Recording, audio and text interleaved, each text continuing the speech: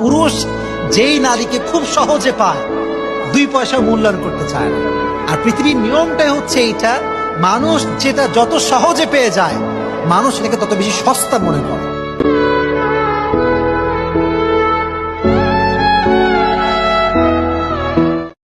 নারীদের হৃদয় কিন্তু খুব কোমল, নারীদেরকে আপনি সহজে খুশি করতে পারবেন, খুব সহজে। বিশ্বনবী তাদেরকে বলেছেন রিফকাম বিল কাওয়ারিদ, নারীদের সাথে কোমল আচরণ করো।